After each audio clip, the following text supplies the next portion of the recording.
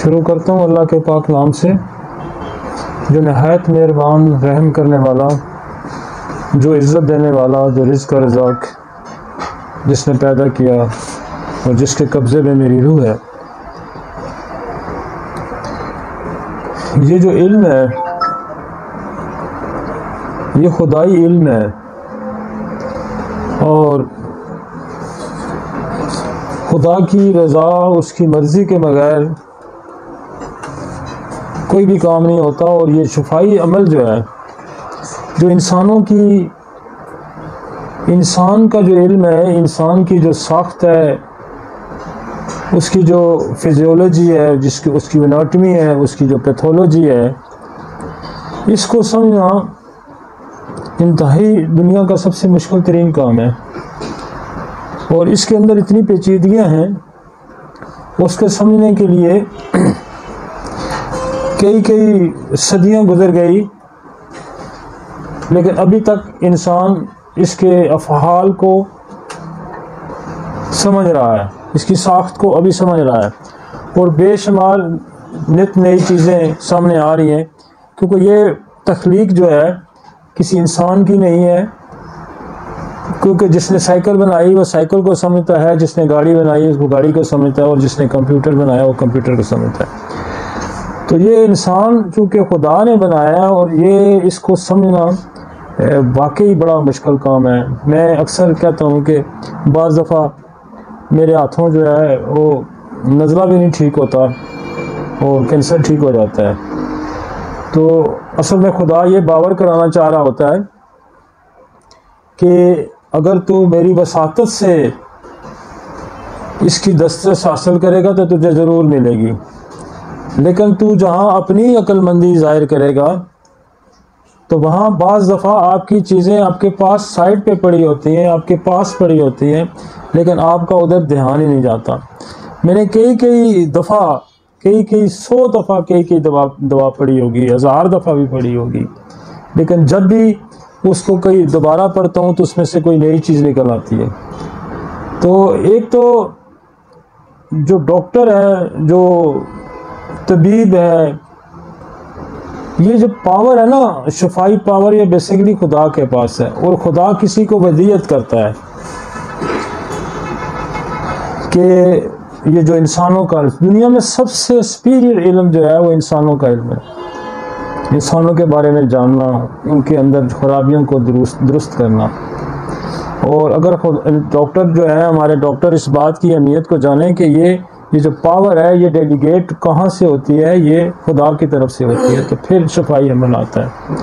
तो हमें समझते हैं। और मैंने बेशुमार काबिल लोग देखे हैं जिनकी बहुत अच्छी मेमोरी है, जिनको बहुत सारी चीज़ें याद हैं, पूरे मटीरियल मेडिकल याद हैं, तो इसके बावजूद जो है ना मरीज़ उनसे नहीं ठीक होता। तो एक अलग एक ये सन्फ है, एक ये गुर है, ये इसको समझें, या इसको एक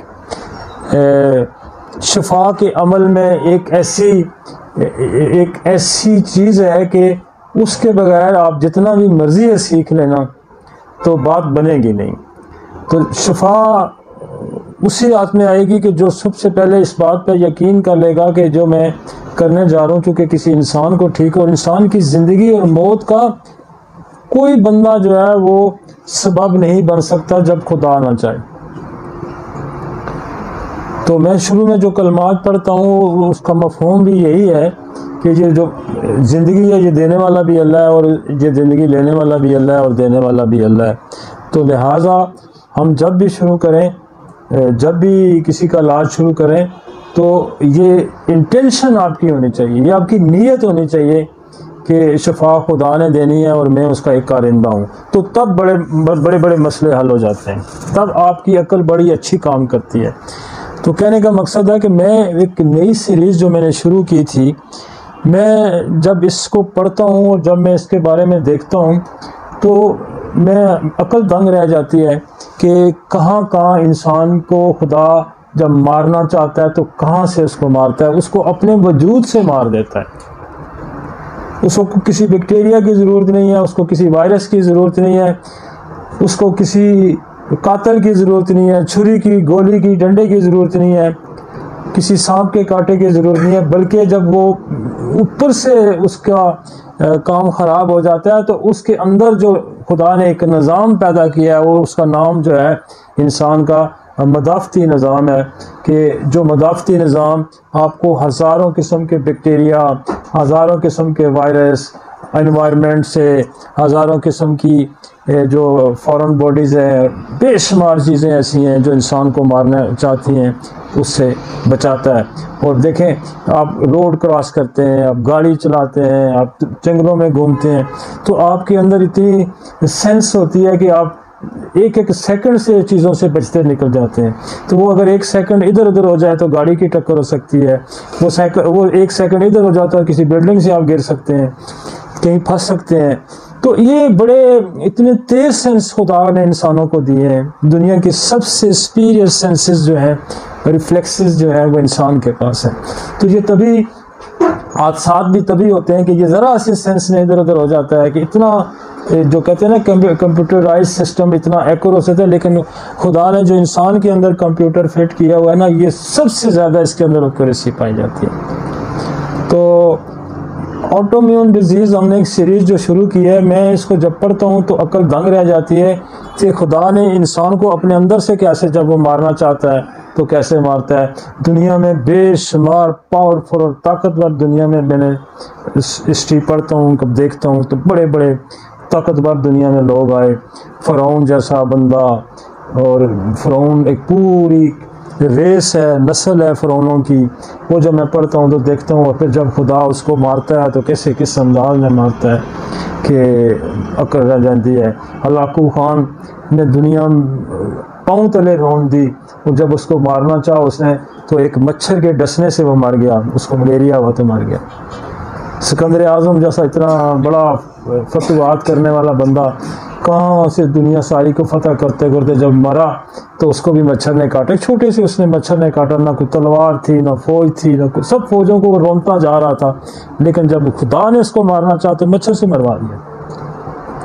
तो बहुत सारे ऐसे दुनिया में वाक़यात हैं जिसे हमें सबक सीखना चाहिए। मैं कहने का मकसद ये है कि हम जब इंसानों का हम इलाज करें तो उसमें जो है सिर्फ ये पहलू हमारे जहन में बिल्कुल कतई नहीं होना चाहिए कि जी हमने इससे कितने पैसे कमाने हैं, बल्कि एक बड़ी खूबसूरत बात किसी मेरे दोस्त ने, बड़ा अच्छा डॉक्टर है वो, तो उसने कही थी कि आपकी टेंशन डाइवर्ट हो जाती है जब आपके जहन में ये बात हो कि मुझे ये पैसे कितने देता है, तो आपकी टेंशन डाइवर्ट हो जाएगी, होती है आपके पैसों की तरफ चली जाएगी, और आप कंफ्यूज हो जाएंगे और आप फोकस उस पर नहीं कर पाएंगे कि यार मैं इसे 10-20 हज़ार रुपया ले रहा हूँ, अच्छा ले रहा हूँ, वो आप कहाँ यूज़ करूँगा। आपकी टेंशन बिल्कुल डाइवर्ट हो जाएगी।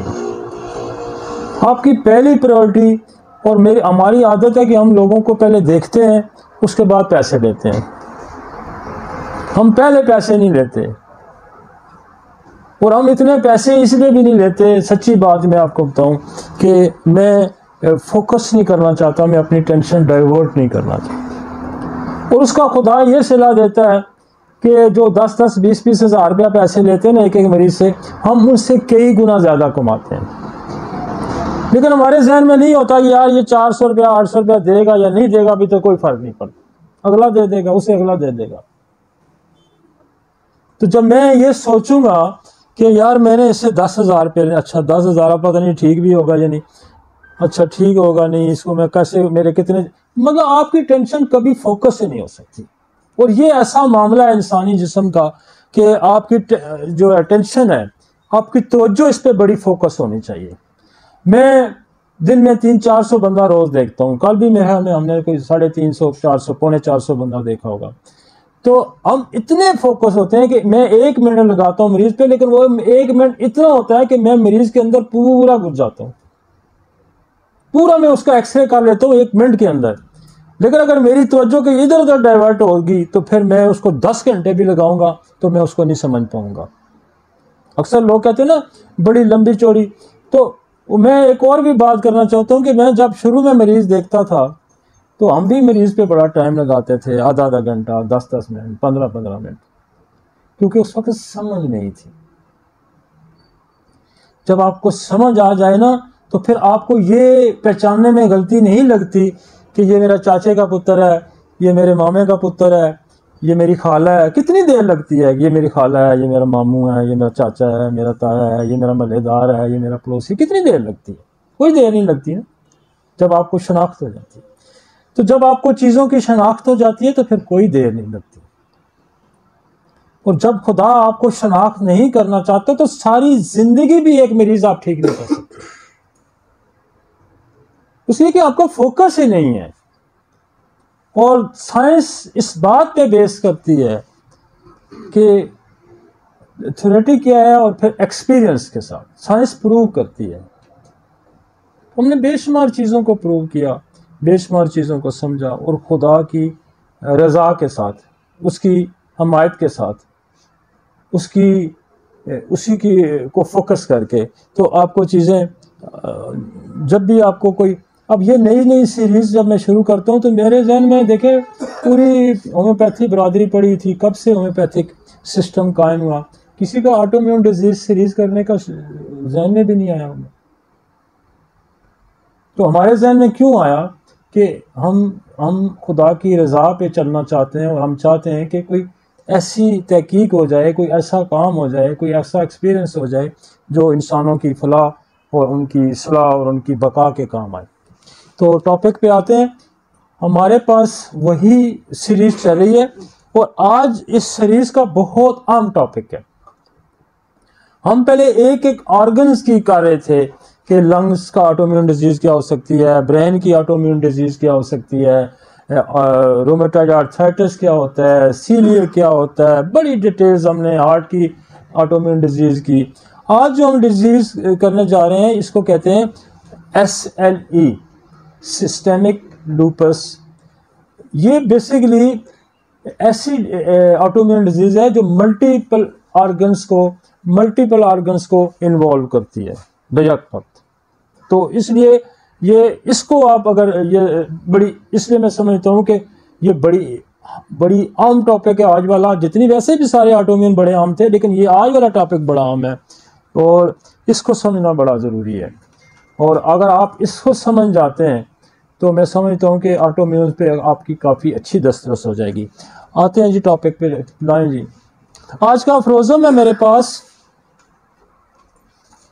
हमारी एक ये भी बड़ी रूटीन है कि देखें, आप एनाटमी भी जानते हैं, आप फिजियोलॉजी भी जानते हैं, आप पैथोलॉजी भी जानते हैं, आपने मटीरियल मेडी का भी पूरा अच्छा बूर हासिल किया हुआ है, आप रेपर्टरी से भी बड़े अच्छे वाकिफ़ हैं, ठीक है जी। और आजकल कंप्यूटराइज भी वो लोग जो रेपर्टराइजेशन करते हैं, सबके आप बेशक जितने मर्जी एक्सपर्ट हो जाए, लेकिन अगर आपको असूल इलाज का इल्म नहीं है, असूल इलाज का इल्म नहीं है, तो फिर नहीं, आपको कुछ भी नहीं पता। जैसे आप मुसलमान हैं तो आपको ये नहीं पता कि नमाज कैसे पढ़ी जाती है, कितने औकात हैं, कौन कौन से फ़राइज़ हैं, कौन कौन से हकूक़ हैं, तो फिर आप अच्छे मुसलमान नहीं हो सकते। इसी तरह जब तक आप किसी भी सिस्टम के कायदो ज़वाबित से वाक़िफ़ नहीं हैं, आप गाड़ी चलाते हैं तो आपको ट्रैफिक के असूल का पता होना चाहिए, कहाँ इशारा होता है, कहाँ स्पीड ब्रेकर है, कहाँ मैंने राइट लेना है, टर्न लेना है, इशारा देना है, कैसे चलना है, तो कितना डिस्टेंस रखना है। तो ये चीज़ें जब तक आपको इल्म नहीं होंगी तो आप अच्छे ड्राइवर नहीं हो सकते, आपने कहीं गाड़ी मारनी ही मारनी है। तो असूल इलाज जो है आपकी ऑर्गेनन में उसने लिखा, और बहुत खूबसूरत, मैं कहता हूँ मैं जब पढ़ता हूँ ना ऑर्गेनन तो मज़ा आ जाता है कि इतना उसने खूबसूरत लिखा है। और वो अल्लाह का बड़ा नेक आदमी था और खुदा ने उससे बहुत बड़ा काम लिया। हनीमन जो था उससे खुदा ने बहुत बड़ा काम लिया और उसने बहुत खूबसूरत ऑर्गेनन लिखी। आज हमारे पास जो है वो जो अफरोज़म है वो 200 नंबर है इसका, और इसमें वो कहता है कि अगर मकामी अलामात बरकरार रहती हैं तो बीमारी की मुकम्मल इलाज के लिए होम्योपैथिक दवा दरियाफ्त हो जाती है। अगर अंदरूनी इलाज के बावजूद मकामी इलाज बरकरार रहती हैं तो इससे ज़ाहिर था कि शफा मुकम्मल नहीं हुई। हम कोई पिछले 10-12 अफरोज़म इसी पे फोकस हैं, और इसलिए फोकस हैं कि आप ज़ाहिरी चीज़ों को ना देखें, उनके पीछे छुपी बात को देखने की कोशिश करें। वो ये कह रहा है कि ज़ाहिर पे मत जाएं, बातन पे जाएं, आप उसके अंदर जाएं, उसकी इन्वेस्टिगेशन करें, उस कॉजेटिव फैक्टर को पकड़ें। दुनिया में सबसे जो हर जगह ये लॉ, ये नेचुरल लॉ है कि what is the cause and what is the remedy. Cause क्या है, उसके मुताबिक दवा क्या होगी। तो वो कहता है कि अगर मकामी अलामात बरकरार रहती हैं तो बीमारी की मुकम्मल इलाज के लिए होम्योपैथिक दवा दरियाफ्त हो जाती है, और अगर अंदरूनी इलाज के बावजूद मकामी इलाज बरकरार रहती है तो इससे ये ज़ाहिर है कि शफा मुकम्मल नहीं हुई। और अगर मकामी अलामात ख़त्म हो जाती हैं और ये बात साबित थी कि मर्ज़ का मुकम्मल खात्मा हो चुका। जब वो कहते हैं कि आप इलाज करते हैं हर तरह से, लेकिन मकामी जो सिम्टम्स हैं क्योंकि वो अगर बरकरार रहती हैं। अगर आप ये देखते हैं कि जो हियरिंग के बेसिकली 4 कवानीन है, हियरिंग लॉ जिसको हम कहते हैं, वो कहते हैं कि जब शफा का अमल शुरू होगा तो अप टू डाउन होगा, सर से नीचे होगा, अंदर से बाहर का रुख होगा, और बाहर से अंदर का रुख जो है ये उल्टा रुख है। और अलामात रिवर्सल ऑर्डर में ठीक होंगी कि जब जो अलामत सबसे पहले आएगी वो जाते हुए सबसे आखिर जाएगी। और इसी तरह कम वाइटल आर्गन जो है वो वाइटल आर्गन से डिजीज कम वाइटल आर्गन की तरफ आके ख़त्म होगी। अंदर से बीमारी बाहर का रुख इख्तियार करेगी और फिर स्किन पे आके वो डिसअपीयर हो जाएगी। तो उस लॉ को फॉलो करना बड़ा ज़रूरी है। तो अगर कहता है कि मकामी अलामात ख़त्म हो जाती है तो ये बात साबित थी कि मर्ज़ का मुकम्मल खात्मा हो चुका था और तमाम बीमारी मतलूबा मुकम्मल शफा हासिल हो चुकी है। अगर बेहतरीन शफा हासिल करने के लिए एक नाकाबिल यकीन और नागज़ीर बरतरी है। तो वो ये कहता है कि इस असूल पे कायम रहें कि डिजीज़ जो मकामी है उसको अंदरूनी कॉज समझ के फिर आप उसका इलाज करें, तो आपका जो है एक नाकाबिल यकीन और नागज़ीर बरतरी होगी, ऐसी कि लोगों की अकल दंग रह जाएगी कि ये कैसे ठीक हो जाता है। आए जी टॉपिक पे आते हैं। What is the lupus? ये लूपस क्या है? Lupus erythematosus is a chronic inflammatory disease where the immune system attack its own tissue। ये तो हम शुरू से इस बात को हम कर रहे हैं, शुरू से बात कर रहे हैं कि what is the autoimmune disease. Autoimmune disease जो है ऑटोइम्यून डिजीज जो है वो ये है कि आपका अपना इम्यून सिस्टम जब एक्टिव होता है किसी भी बीमारी के खिलाफ, किसी जरासीम के खिलाफ, तो वो मिस्टेकनली अपने जिस्म पे अटैक कर देता है और वहाँ इन्फ्लेमेशन पैदा करेगा, उसको डिस्ट्रॉय करेगा। तो वो यही कह रहा है कि lupus is a chronic inflammatory disease. ये क्रॉनिक इन्फ्लेमेटरी डिजीज है, एक्यूट नहीं, क्रॉनिक है। The immune system attack is on tissues, कि अपनी बॉडी के टिश्यू पे वो अटैक कर देगा और उसको। अब वो ये कहता है कि ये जो है ये थोड़ा सा बड़ा हो सकता है, बड़ा हो सकता है।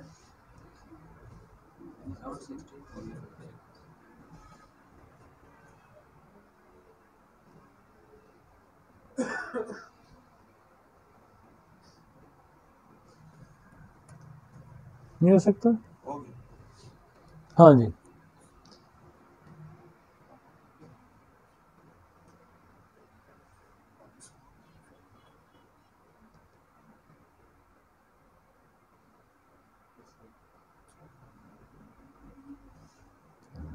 वो कहता है हर साल कोई तो जो है ना 16,000 के करीब जो है ना वो सिर्फ एक दुनिया में अमेरिका की स्टडी उसने दी है कि ये लोग जो है ना इस बीमारी से अफेक्ट होते हैं लूपस से। और इसमें 90% ऑफ लूपस पेशेंट जो है वो 15 से 40-45 साल की उम्र में होते हैं। 15 साल 90% पेशेंट जो है। और जो अफ्रीकन लोग हैं या जो काले हैं और ओल्ड जो अमेरिकन ट्रेडिशन है वो जो है ना 3 टाइम जो है ना आम जो गोरे लोग हैं उनसे ज्यादा अफेक्ट करते हैं। ये इंटरनेशनल एक डाटा है। 20% of people with lupus have of parent. 20% ऐसे लोग हैं, 20% वो लोग हैं जिनको लूपस की बीमारी होगी, जिनकी फैमिली के अंदर लूपस थी, बस उनके वालिदैन को लूपस थी या उनके बहन भाइयों की थी। तो 20% दुनिया में वो लोग हैं जो अपनी फैमिली इनहेरिट करता है लूपस को। 20% of peoples with lupus have a parents और सिबलिंग का मतलब यह है कि बहन भाई। तो वो लोग में ये एक आप समझ रहे हैं कि ये लूपस जो है ये एक तो इनहेरिट भी होती है और फिर फीमेल में ये ज़्यादा पाई जाती है, और एज में उसने कहा कि 15 से 44 ईयर्स तक इसके ज़्यादा चांसेस है, 90% लोग। आगे चलते हैं जी। टाइप्स ऑफ लूपस क्या है?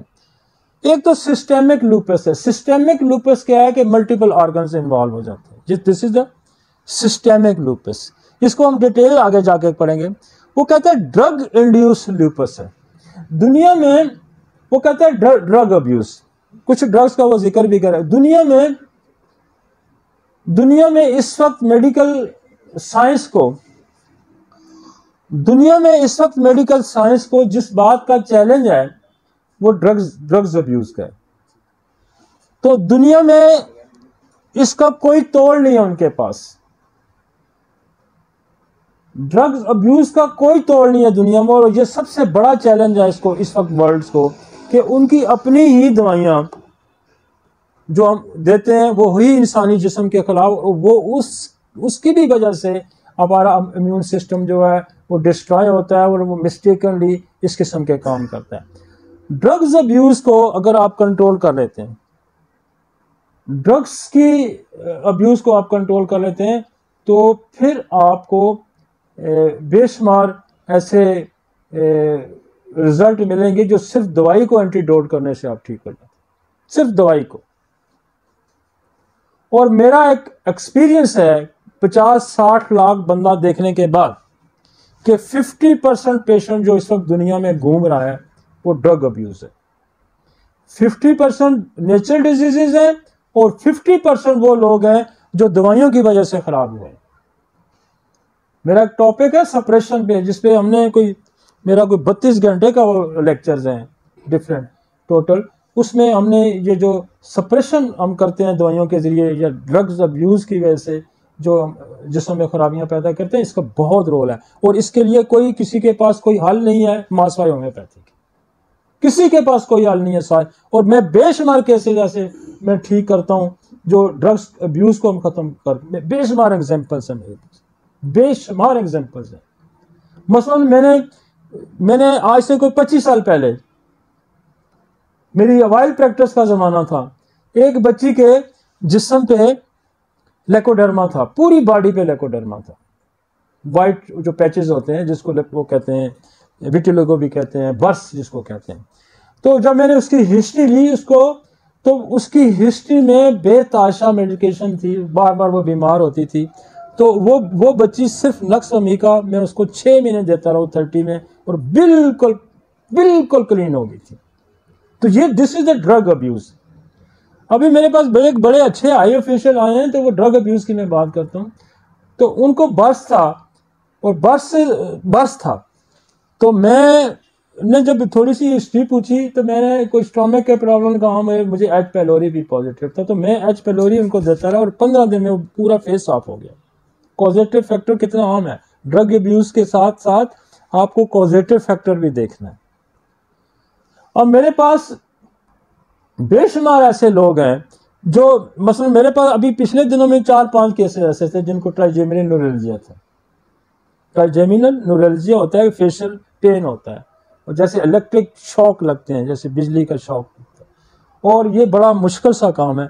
तो वो जो थे, कोई जो इंग्लिश दवाइयाँ जैसे टेग्रोल खा रहा है, एपिवॉल खा रहा है, एपिलेप्सी की दवाइयाँ दी जाती हैं दूसरे तरीके इलाज में, और एक एपिटैड दवाई है जैसे, वो भी इसके लिए यूज होती है। तो वो पेशेंट कहते थे कि जी हमारे साथ ये मसला है कि हम इससे ठीक तो हो नहीं रहे, हमें इतनी दवाई खानी पड़ती है, उसके बावजूद हम ठीक, दर्द हमारा कंट्रोल नहीं होता, लेकिन प्रॉब्लम यह है कि हमें कुछ पता नहीं, कुछ सेंस नहीं होता कि हम कहाँ पड़े, हमें दुनिया का कोई होश नहीं होता। तो मैंने वही टैगरोल को मैंने पोटेंटाइज किया, हमने लड़कों को कहा इसको डाइल्यूट करो जी 6 टाइम पे, और मैंने कहा वो टैगरोल छोड़ दे, आप ये टैगरोल खा दो। तो उस टैगरोल से उस बंदे ने कहा जी मैं होश में भी आ गया हूं और मेरा दर्द भी ठीक हो गया, क्योंकि वो डाइल्यूटेड फॉर्म था। तो जो लोग ये कहते हैं कि ये कहां प्रूव था, ओ भाई ये कहां प्रूव था, ये हजारों लोगों पे प्रूव, करोड़ों लोगों पे ये बात प्रूव है। अब इसे ठेका से होम्योपैथिक का नहीं है कि वो प्रूविंग करें, प्रूविंग बहुत सारी जो है वो दूसरी जगह पे भी हो रही होती है। आपकी अगर सेंस है तो आप उससे फायदा उठा सकते हैं। अब स्नेक प्रूविंग, बाइटिंग प्रूविंग किया कि वो सांप डसवा के हमने प्रूविंग की है, सांप डसवा के तो नहीं प्रूविंग की, एक्सीडेंटल लोगों को कोई कहता है मेरे सांप मुझे डसा, मासवा हेरिंग का दिमाग खराब था कि उसने सांप को पकड़ा और उसकी सिम्टम उस पर जारी, वगरना सांप को कौन डसवाता है। तो वो प्रूविंग एक्सीडेंटल प्रूविंग है। अब एक ड्रग्स है वो यूज हो रही है और पूरी दुनिया में यूज हो रही है और उसकी स्टडी में आया हुआ है कि ये काम करती है, तो क्या वो प्रूविंग दुरुस्त नहीं है? वो बिल्कुल दुरुस्त प्रूविंग है। अब जैसे एक पेशेंट था, वो उसको रीनल फेलियर, उसको एपिटैट एक दवाई थी, वो हम ट्राइजेमिनल की, तो हमने उसी को पोटेंटाइज किया। और मैं आपको बताऊं कि अब मैं जो हमारी अपनी बड़ी अच्छी दवाइयाँ हैं इसकी ट्राइजेमिनल की, लेकिन जब मैं बीच में हमने पोटेंटाइज करके हम वो भी यूज करते हैं तो वो रिजल्ट भी जो किसी दवाई से नहीं ठीक होते वो एपिटैट या टैगरोल की पोटेंसी से ठीक हो जाते हैं। तो drugs abuse, drug induce lupus, गौर करें इस पे। आप मरीज की हिस्ट्री लेते हुए, इतना बड़ा ये दुनिया को चैलेंज है भाई लूपस का, मास वाइड पैलिएटिव ट्रीटमेंट में एंटी इम्यूनो सिस्टम को सप्रेस करने के दुनिया में दवाई कोई नहीं है कि आप स्वाय इसके चारा कोई नहीं है कि वो कहते हैं कि जिसके इम्यून सिस्टम को ही सप्रेस कर दिया जाए, दबा दिया जाए। तो इम्यूनो सप्रेशन किस्म की दवाइयां दी जाती हैं और इलाज कोई नहीं है। तो आप अगर इस पे गौर करें कि यार ये बंदा कहीं ड्रग्स से अब्यूज का शिकार तो नहीं हुआ, ना सिर्फ आप लूपस ठीक करेंगे, आप बेशुमार मसाइल ठीक कर सकते हैं। आपके पास नक्स वमीका है, आपके पास पल्साटीला है, आपके पास सल्फर है, आपके पास सिपिया है, आपके पास एलोज है, ये सारी जो है ड्रग्स अब्यूज को ठीक करने वाली दवाइयां हैं। लेकिन अगर आपके पास वो ये भी दवाइयां नहीं काम करती तो उसी दवाई को जो वो खा रहा है उसी को डाइल्यूट करके उसको खिला दें, फिर भी आपका मरीज ठीक हो जाए। और ये बिल्कुल खिलाफ कानून नहीं है। होम्योपैथी क्या कहती है, जब चाइना को वो प्रूव कर रहा था, फर्स्ट मेडिसिन को प्रूव कर रहा था, तो वह यही कह रहा था कि जो दवा किसी बीमारी को पैदा करती है वो उसको ठीक भी करती है। वो प्राइमरी फंक्शन है और ये सेकेंडरी फंक्शन है। और ये मैं आपको बताऊं कि आप एक क्लिनिक खोल लें, कि मैं दवाइयों के असरात को खत्म करने वाला डॉक्टर हूं, तो उस क्लिनिक पे भी रश नहीं टूटेगा। और इस प्रोसेस को आपके पास दवाइयां भी, इस प्रोसेस को 5 से 7 मिनट दवाई बनाने में नहीं लगते। तो आप दुनिया में 50% पेशेंट को आप संभाल सकते हैं। होम्योपैथी बरादरी को अगर अकल से काम ले तो 50% पेशेंट, जो पूरी दुनिया की आबादी 6-7 अरब की आबादी है, इसमें से 50% पेशेंट जो है वो ड्रग अब्यूज का शिकार है।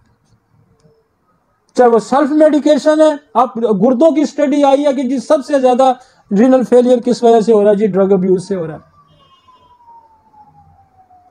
तो आप वो बीमारियां ठीक करने की सलाहियत रखती हैं कि जिसने ड्रग्स हो, तो ये एक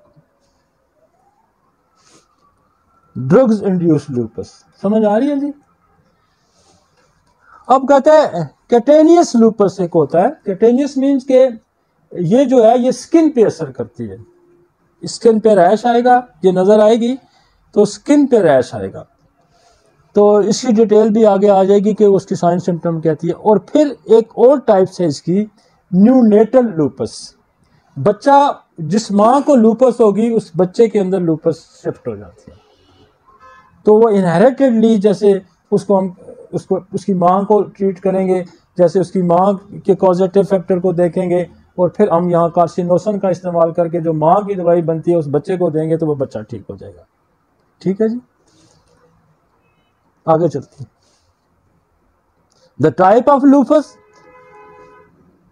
दे आर ऑफ 4 टाइप्स है उसमें, जिसने कहा discoid lupus, usually discoid lupus भी वो कौन सी है, वो भी कैटेनियस लूपस का नाम दूसरा पॉपुलर जो है स्किन की जो लूपस होगी उसको कैटेनियस लूपस कहते हैं, लेकिन इसको डस्कॉइड लूपस भी कहते हैं। Usually affect the skin hence known as a cutaneous lupus. Drugs ये मतलब जो स्किन पे जाहिर होगी, तो आपको ये मल्टीपल ऑर्गन्स के अंदर आपको लूपस नजर आएगी, तो स्किन पे जो आएगी उसको आप कहेंगे कि ये कैटेनियस लूपस है। और उसके बाद ड्रग इंड्यूस लूपस आएगी, may occur due to the side effect of certain drugs which are the used to treat the certain condition, for the example beta blockers. Beta blocker कौन सी दवाइयाँ होती हैं?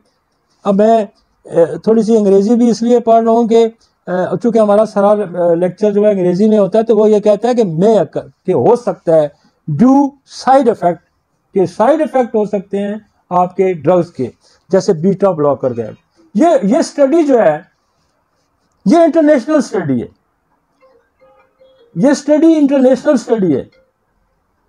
हमने ये डाटा वहां से उठाया कि वो क्या कहते हैं, उनके यहाँ क्या, फिर हम क्या कहते हैं। हमारे नजदीक इससे भी ज्यादा कॉजेज है, हमारे यहाँ इससे ज्यादा कॉजेज हैं ये, लेकिन ये इंटरनेशनल स्टडी है कि ड्रग्स जो अब्यूज हैं, कौन से ड्रग्स के अब्यूज हैं, वो खुद ही अपना लिखते हैं कि हमारी दवाइयों से ये होता है। बीटा ब्लॉकर को होता है कि जो दिल की दवाइयां होती हैं, ये दिल में बीटा ब्लॉकर यूज होता है to treat the heart diseases and hypertension, blood pressure की दवाइयां। इसका मतलब है आपने जब लूपस ट्रीट करनी हो तो आप उससे ये भी पूछ सकते हैं कि कोई दवाई खा गया, कोई दिल की दवाई तो नहीं खा रहा।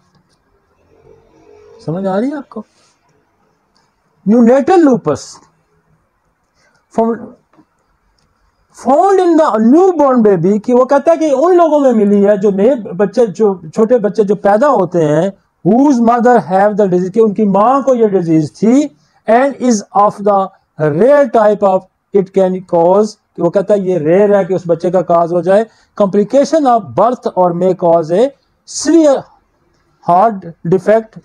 तो कोई हार्ट डिफेक्ट भी हो सकता है उसके बच्चे को जिसकी मां को लूपस थी, और कोई और सीवियर इफेक्ट्स भी हो सकते हैं। Systemic lupus erythematosus is means causes multiple organ system of the body to get inflamed। अब जो SLE है ये सारी ऊपर लूपस है, तो SLE जो है जिसको सिस्टेमिक लूपस कहते हैं, वो कहता है ये मल्टीपल ऑर्गन को पे अटैक करेगी।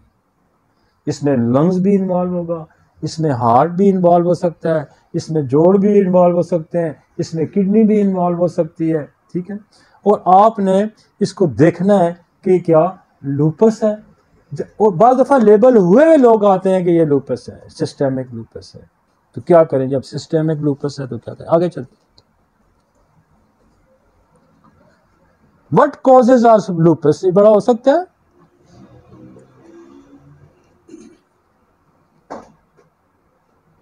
अच्छा देखें, ओजोन की जो लहर है जो कमजोर हो रही है, और उससे अल्ट्रावायलेट रेज बाज़ इलाकों में बहुत तेज आ रही है। समझ आ रही है आपको? ये इंटरनेशनल स्टडी हुई है कि अल्ट्रावायलेट रेज जो हैं, जो सूरज की शुआएं हैं, वो स्किन पे जब पड़ती हैं तो उसका भी रिफ्लेक्ट है कि वो लूपस हो सकता है। हमने पहली दफा, जो मेरे कई दोस्त हैं, क्योंकि मैं खुद भी हाइकिंग करता हूँ, मेरे कई दोस्त हैं जो K2 वगैरह इधर उधर जाते हैं, तो वो जब वापस आते थे तो क्या काले स्याह हुए आते थे, तो उनको ये अल्ट्रावायलेट रेज वहाँ मिलती है। तो ये मोस्ट कॉमनली ब्रेन का और स्किन का कैंसर पैदा करती हैं अल्ट्रावायलेट रेज।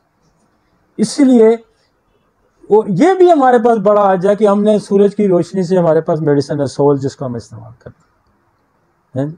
फिर सूरज की रोशनी से हमारे पास, सूरज इफेक्ट करने से जो हमारे पास नेट्रियम और बहुत अच्छी बात है। हम अब मरीज से ये पूछते हैं कि आपको सूरज की धूप चुभती है, तो वो कहता है, अब लूपस में देखें, अगर उसको सूरज की रोशनी अफेक्ट कर रही है तो आपके पास सोल दवाई है, उसके पास सूरज की रोशनी अफेक्ट कर रही है तो आपके पास नेट्रियम में बहुत टॉप की मेडिसिन है, और मैं आपको बताऊंगा ये कभी फेल नहीं होती। जितनी एग्रीवेशन स्किन की या एनी डिजीज की, किसी भी डिजीज की एग्रीवेशन सन लाइट से अगर होती है तो नेट्रोमियर कमाल है। फिर इसी की फैमिली में से नेट्रोमियर बड़ी कमाल है, फिर ग्लोनाइन बड़ी कमाल है, फिर एलिबोरस बड़ी कमाल है। मैंने सनस्ट्रोक भी देखे ना, सूरज की अल्ट्रावायलेट, तो सनस्ट्रोक के हमने बेशुमार केसेस जो है ना, ऐसे ऐसे केसेस के बिल्कुल लाइलाज हो जाते थे, जिसको कोई समझ बूझ नहीं लगती थी कि हम कहाँ बैठे हैं, सिर्फ सनस्ट्रोक की वजह से, हीट की वजह से।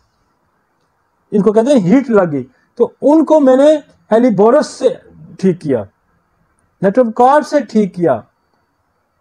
एक बड़ा केस ऐसा था कि एक केस मेरे पास आया, वो तकरीबन 6 महीने से ना, वो उसको कुछ पता नहीं था, वो यूं करता था, यूं करता रहता था बैठा, और बड़ी अच्छी फैमिली का बंदा था और मेरे बड़े जानने वाले भी थे, लेकिन मेरे पास वो पता नहीं क्यों किसी स्पेशलिस्टों के हाथ चढ़ते थे। लेकिन उसको जब मैंने हिस्ट्री में कहता, मैं कश्मीर में गर्मी में जा रहा था, तो मैं वापस आया तो मेरे साथ हुआ, तो मैं यकीन माने उसको वहाँ बैठे बैठे पहले मैंने नक्स क्या दी और फिर मैंने उसको एलिबोरस दी, और मैंने कहा ये 200 में 3-4 दफ़ा 5 दफ़ा दिन में दें, और मुझे क्योंकि उसकी हालत बड़ी ख़राब थी, तो मैंने कहा यार मुझे 2 दिन में दिखा देना। और 2 दिन बाद जब वो आया तो बिल्कुल वो ठीक था। तो वो कह रहे थे कि यार हम 6 महीने के इधर उधर घूम रहे हैं, लेकिन हमारा कोई बस नहीं चल रहा था। तो कितनी खूबसूरत साइंस है ये कि इतनी इमीडिएट। तो वो कहते हैं ना, ये ट्रिगर होती है, किससे ट्रिगर होती है? सनलाइट से ट्रिगर होती है। वो ही कहता है ना, lupus is autoimmune which means that body's immune system is attacked. अब वो कहता है कि what is cause of the lupus, कि वो कहता है कॉज वही है जिसको मैं मैं तो पिछले 6 महीने से, ये मेरा वेला 7 महीने से चल रहा है कि what is the autoimmune disease, what is autoimmune disease, what is autoimmune. अब एक सनलाइट का पेशेंट जो है, सनलाइट एक्सपोजर से उसको अगर ऑटोइम्यून डिजीज होती है, तो आपके पास मजे की दवाइयां है ना, मजे की दवाई, और आप ठीक भी करते होंगे। लेकिन लोगों को ये नहीं पता कि ये ऑटोइम्यून भी हो सकती है। आगे चलें जी। इन्फेक्शंस, मतलब आप हिस्ट्री लेते हुए, ये इसलिए हम आपको कुछ चीज़ें बार बार रिपीट होंगी, तो मैं इसलिए क्या करता हूं कि आपके जहन में चीज़ें बैठ जाएं। अब वापस आ जाएं जी, आप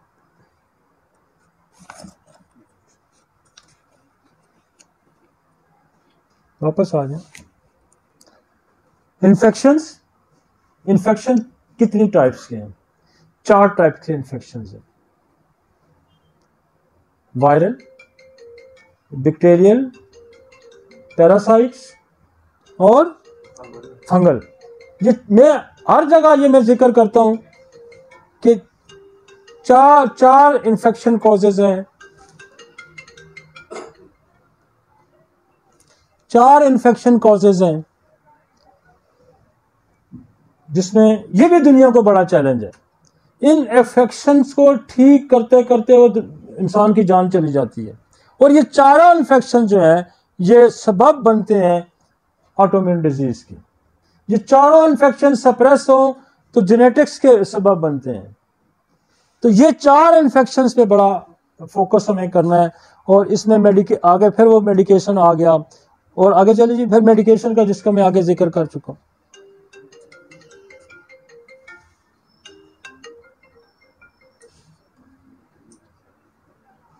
तो रिस्क फैक्टर क्या कहता है कि मोस्ट कॉमनली, ऊपर करें जी, ऊपर करें,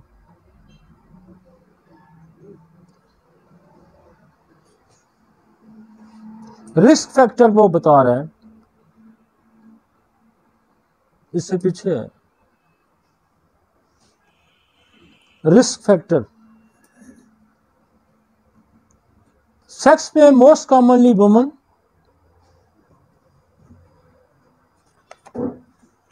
सेक्स में मोस्ट कॉमनली वुमन आ गया। Age, it is commonly dispose between the 15 से 45 साल। और रेस अफ्रीकन को, ये क्योंकि ज़्यादा कहता है कि अफ्रीकन को ज़्यादा ये होता है, ये और जो दूसरे लोग हैं वो 3%, 3 टाइम इनमें ज़्यादा होता है निस्बत के जो आम गोरे लोग हैं। आगे चले जी।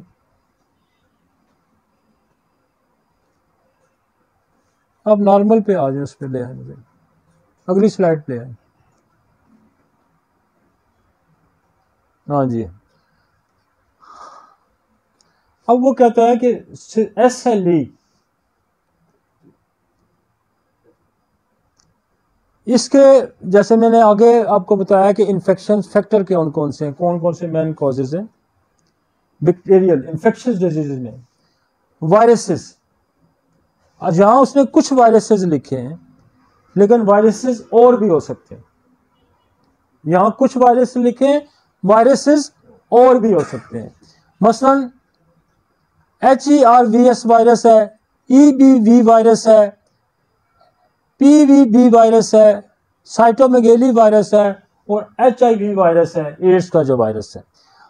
अब वायरस जो है हेपेटाइटिस C का भी हो सकता है, हेपेटाइटिस B का भी हो सकता है, एनी टाइप ऑफ वायरस भी हो सकता है। लेकिन आपके लिए एक इंडिकेशन है कि ये वायरस, उनकी अपनी स्टडी है कि ये वायरस है, लेकिन वायरस हमने अपनी प्रैक्टिस में देखा है कि बेशुमार वायरस हो सकते हैं। अब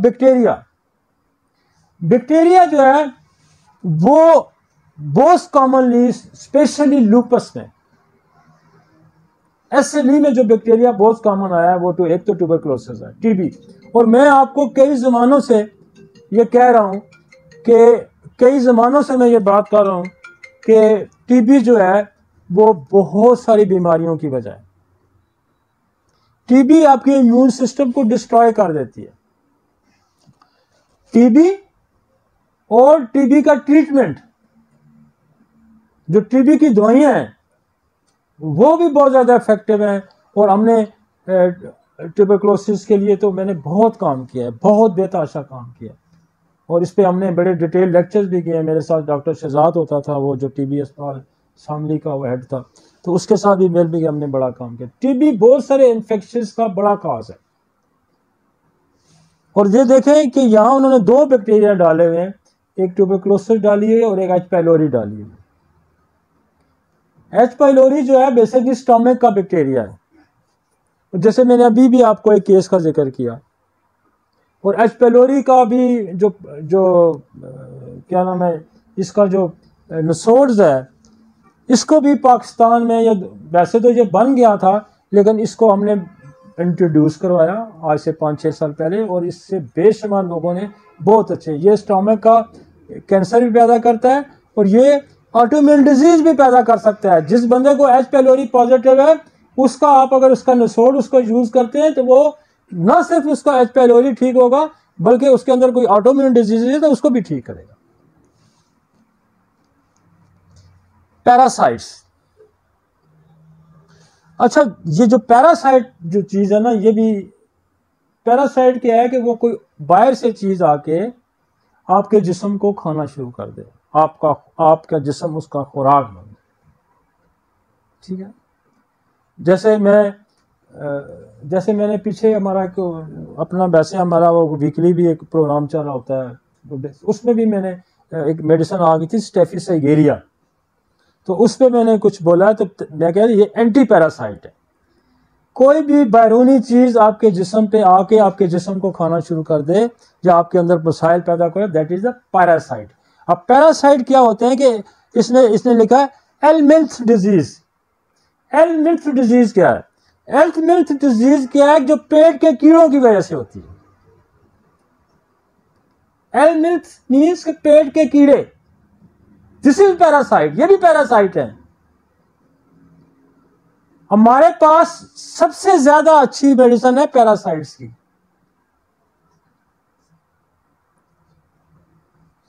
तो जैसे एक्थायोसिस एंटी पैरासाइट है, मलेरिया एंटी पैरासाइट है, आपकी ट्यूबरकुलोनियम एंटी पैरासाइट है, आपकी सिक्रीनम एंटी पैरासाइट है, आपकी सल्फर एंटी पैरासाइट है, आपकी स्पाइजेलिया एंटी पैरासाइट है, आपकी साइना एंटी पैरासाइट है, आपकी ट्यूक्रम मैरावेरम एंटी, आपकी चेलोन एंटी पैरासाइट है।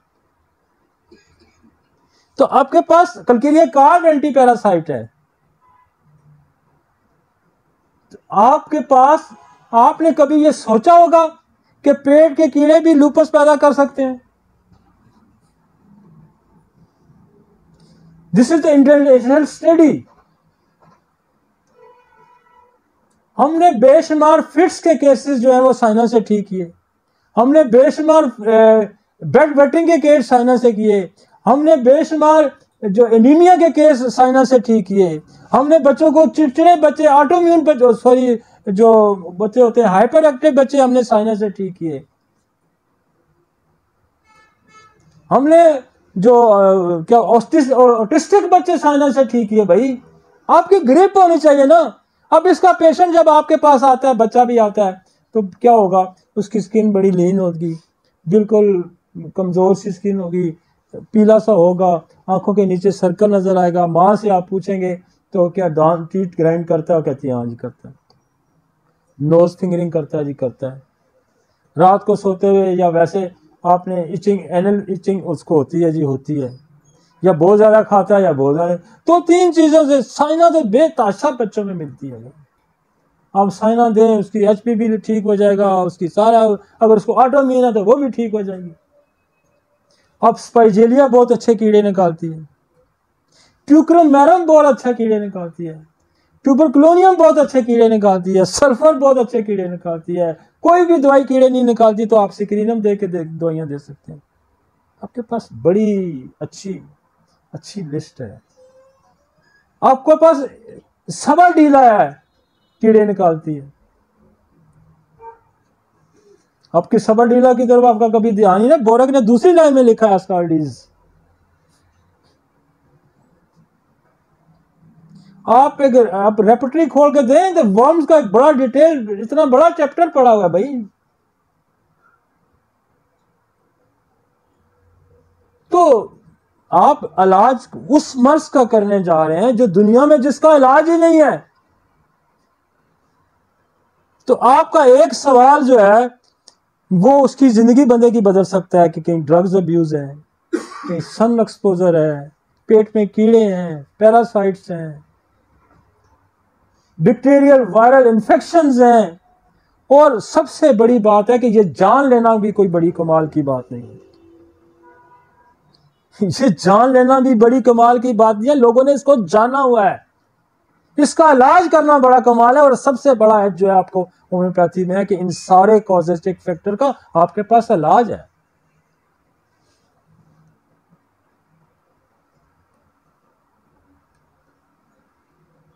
पैरासाइट, एक पैरासाइट देखे ना, पेट के अंदर कितने पैरासाइट्स हैं और कितनी दवाइयां हैं आपके पास। फ्लेक्स मास है, यूज करते हैं लोग, सेंट्रोनाइन यूज करते हैं लोग, लेकिन हम तो 2 दवाइयां कसरत से यूज करते हैं, बहुत कसरत से। वही बड़ी मजे की है, साइना और ट्यूक्रम, साइना और ट्यूक्रम। मेरे पास तो बेज ट्यूबर के साथ ट्यूबर लगाए और साइना ट्यूक्रम देते हैं। कोई फंस जाए तो साथ से क्रीम लगाए। ये 2 ही 80-90% केसेस फारग कर देती है। टॉप पे साइना है और ट्यूक्रम मैरम भी उसके बाद तो उसका नंबर आता है। उसके बाद देखें जो पैरासाइट्स में आपके पास टॉक्सोप्लाज्मा है, ये भी पैरासाइट है। प्लाज्मोडियम है, प्लाज्मोडियम क्या है? ये मलेरिया का पैरासाइट है। आपके पास कितना मलेरिया का पैरासाइट भी ठीक कर सकते हैं। आपके पास ट्यूबर है, आपके पास मलेरिया है, आपके पास चाइना है, आपके पास नेट्रम है, आपके पास चाइनम सल्फ है।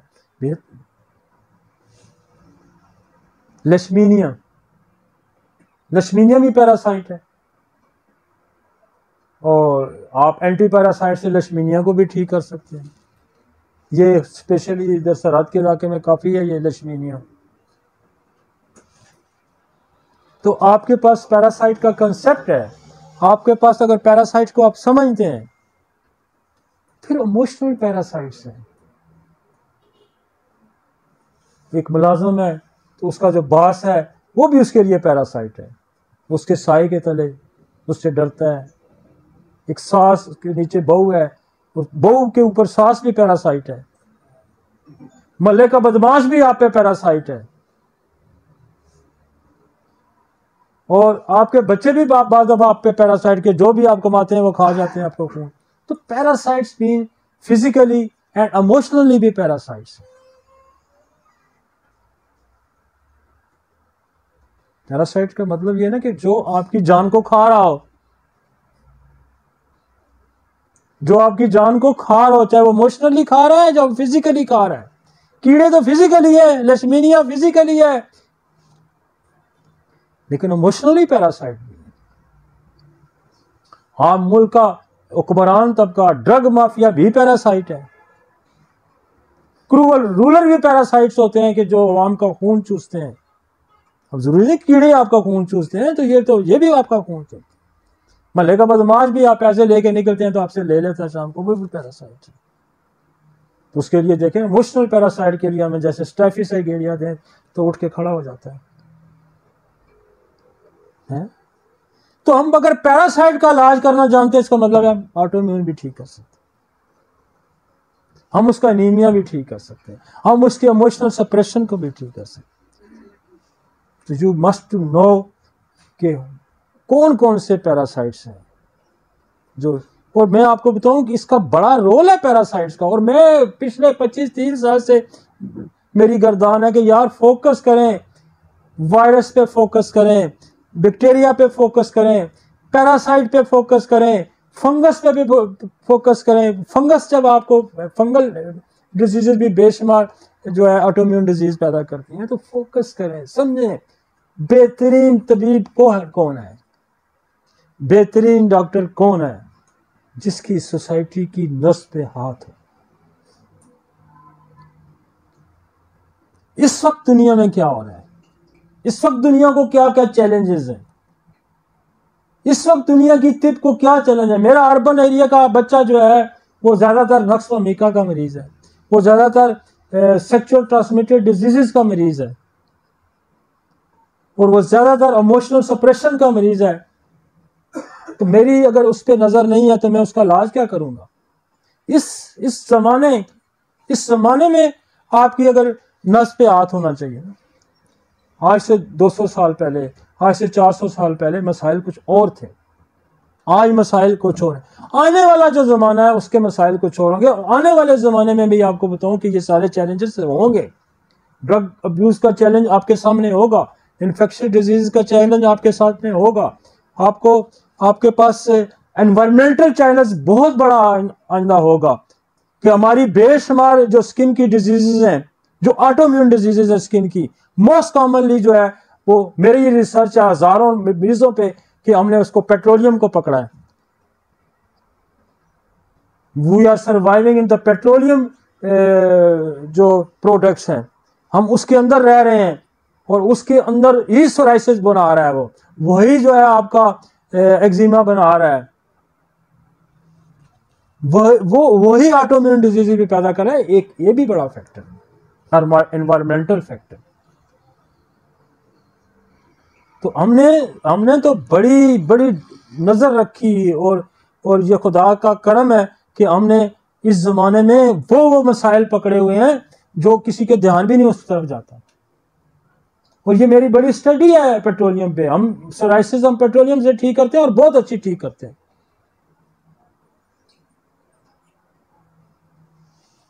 अब इसलिए अब वो दुनिया में इस पे सारी जो मॉडर्न जो सोसाइटीज हैं वो इस पेट्रोल को खत्म करने के इसीलिए चक्कर में है कि ये बेशुमार मसाइल कम है। ये आपकी ओजोन को ये कम कर रहा है, ओजोन की लेयर को उड़ा रहा है। तो अब वो कह रहे हैं कि इलेक्ट्रिक पे गाड़ियां को लेके आए, पेट्रोल पे से हटाएं, इसकी जो पोल्यूशन का बहुत बड़ी वजह ये है। ठीक हो गया जी? SLE समझ आ रही है कुछ?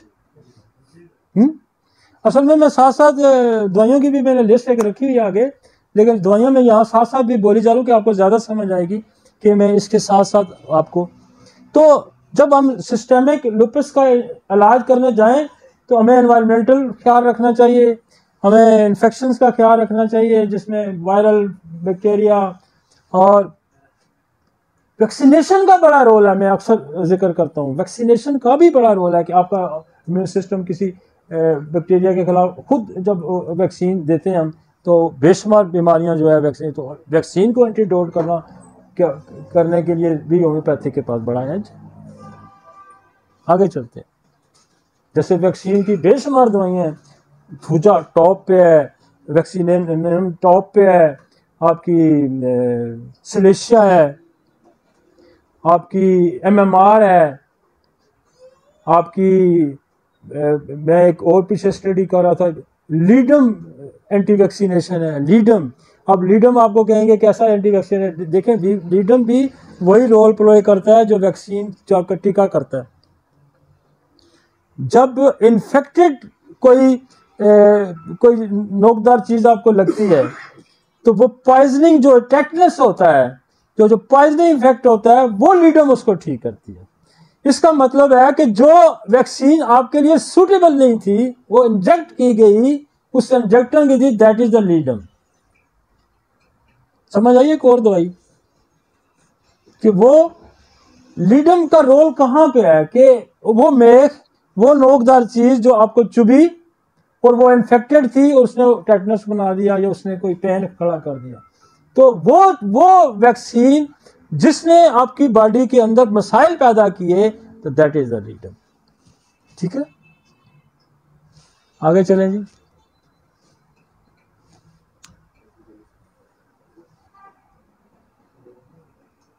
अगली स्क्रीन आ गई।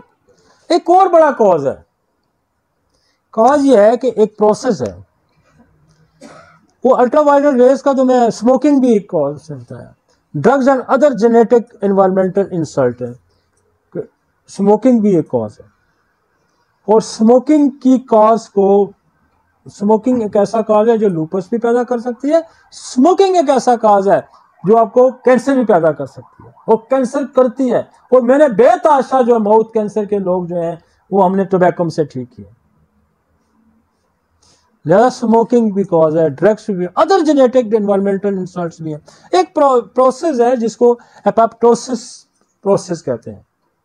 एपोप्टोसिस प्रोसेस क्या है? एपोप्टोसिस प्रोसेस ये है कि जब आपका एक हमारे सिस्टम के अंदर मौजूद है कि जब आपकी सेल की डेथ होती है तो वो डेथ जो है सेल की, उसको रिमूव करने का एक प्रोसेस है कि सेल डेथ हुई फिर वहां से शिफ्ट हो गया, डेथ हुई फिर वहां से, वो प्रोसेस है कि वो सेल नया आ गया, पुराना सेल डिस्ट्रॉय हो जाता है, जिसको कहते हैं एपोप्टोसिस। एपोप्टोसिस का जो होता है कि जब वो प्रोसेस सही रेगुलेटरी नहीं होगा, वो प्रोसेस जो है वो उसको क्लीन नहीं करेगा और नए सेल को जगह नहीं हुआ, तो वो क्या होगा, वो डिपॉजिट होता जाएगा। जब डिपॉजिट होता जाएगा तो हमारे जो इम्यून सिस्टम है वो कहेगा कि ये कोई फॉरेन बॉडी पड़ी है, तो उस पर अटैक करेगा। जब उस पर अटैक करेगा तो उसको मारेगा तो साथ हेल्दी सेल को भी मारेगा।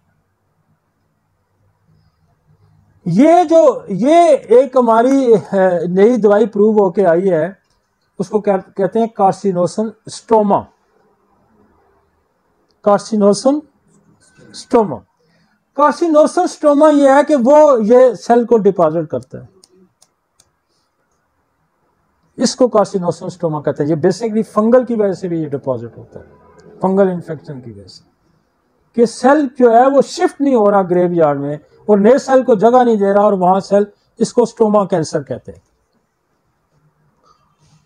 ये प्रॉब्लम अगर भी होता है तो फिर भी SLE हो सकती है।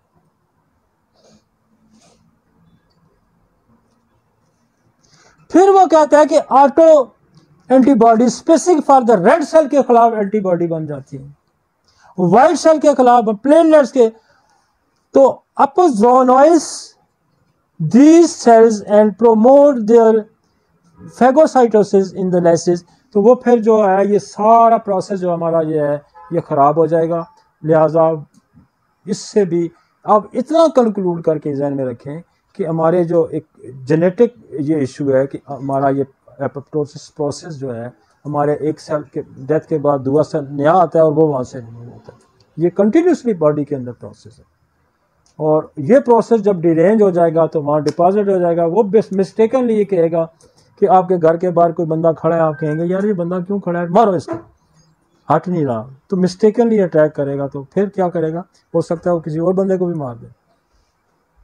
तो ये भी एक कॉज है। ये पैथोजेनेसिस है। इस पैथोजेनेसिस क्या होता है कि बीमारी कैसे जनरेट होती है, कैसे जनरेट होती है बीमारी, कैसे बीमारी पैदा होती है, ये वजूहात हैं बीमारी पैदा होने की। इसको कहते हैं पैथोजेनेसिस, कि बीमारी कैसे पैदा होगी। बीमारी स्मोकिंग से पैदा हो सकती है, बीमारी ड्रग अब्यूज की वजह से पैदा हो सकती है, बीमारी जो है वो आपका इस प्रोसेस के वजह से हो सकती है, बीमारी पैरासाइट की वजह से होता है। जब मैंने कहा कि पेट के कीड़े हैं और पेट के कीड़े जो है पैरासाइट है, बाला कहते हैं यार पैरासाइट है तो इसको लूपस भी हो सकता है।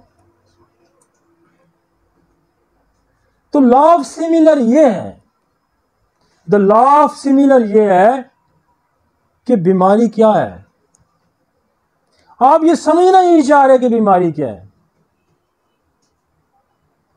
और इसके आप ये समझना नहीं चाह रहे बीमारी क्या। आप एक कानून का, आपका बेसिक कानून का एक हिस्सा ही आप नहीं समझना चाहते। वो समझेंगे तो इलाज करेंगे। एक बंदा भूखा है, वो भूखा क्यों है, वो लुट जाता है, वो काम नहीं करता, क्यों भूखा है भाई। जब इसको आप उसको ये नहीं समझ पाएंगे कि इसकी पुअरिटी की वजह क्या है, तो आपको उसका फिर उसकी गुर्बत कैसे, पैसे देते रहेंगे तो वो उसको उससे कोई और लेके जाता रहेगा।